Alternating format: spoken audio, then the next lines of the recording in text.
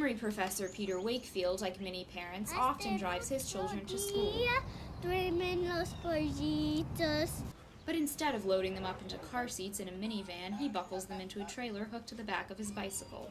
His wife owns a car that's theoretically the family vehicle, but Wakefield prefers his bike to get around town. I tend to think of cars as something one needs to bear responsibility for, a couple of tons of metal and oil and fossil fuel consumption.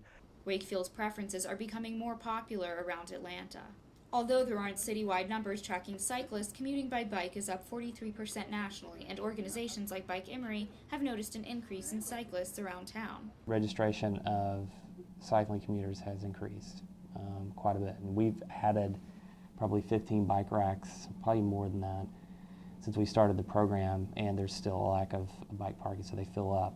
While Bike Emory's cycling initiatives have no doubt helped boost these numbers, some cyclists think the recent recession also may have driven cash-strapped Atlantans to dust off those bikes in their garages.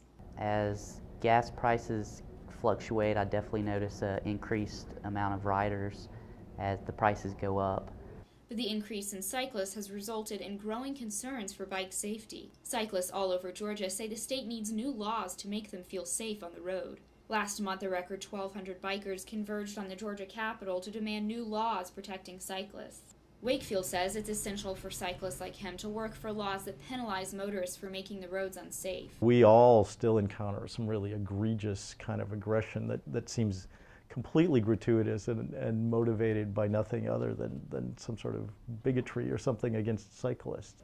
But some cyclists disagree with this view and believe that these campaigns can make tensions with motorists even worse. I see people running red lights, I see people swerving in and out of traffic or being deliberately aggressive towards cars.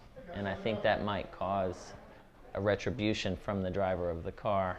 Still, many Atlanta cyclists see motorists as the antagonists. An outcry in the community emerged last year when a biker was intentionally hit by a car at Critical Mass, an annual cycling event.